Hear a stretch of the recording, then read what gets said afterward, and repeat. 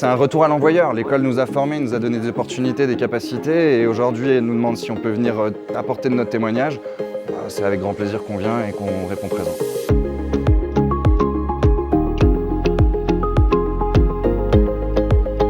On était réunis pour une grande soirée qui a vocation à célébrer d'une part nos écoles, leurs alumni et aussi l'esprit d'entreprendre. Il y avait ce soir environ 300 alumni qui étaient réunis de 5 écoles du groupe éducatif, SKIT, ISIPCA, Sub2V, Ferrandi et Gobelin.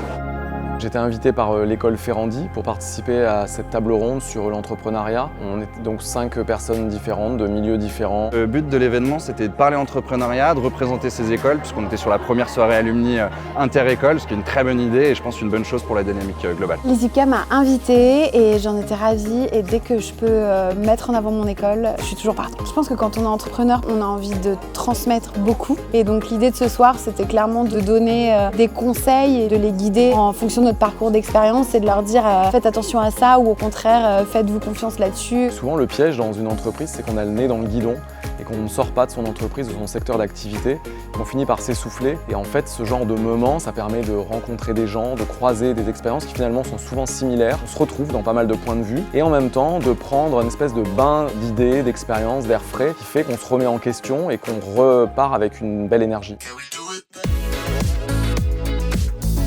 L'introduction du présentateur qui nous disait que alumni tirait l'origine de aliment, donc se nourrir. Et donc c'est vrai que je suis venu aussi ici un peu pour me nourrir des gens et de l'expérience. J'ai pu aussi lancer mon entreprise de chef à domicile.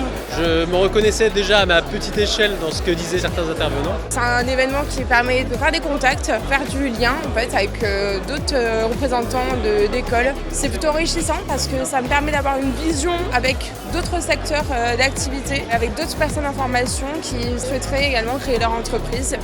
L'entrepreneuriat, c'est un sujet qui m'intéresse énormément et je pense que j'avais besoin d'un petit coup de pouce et de conseils de mentors qui ont été là avant moi et qui peuvent m'inspirer pour la suite.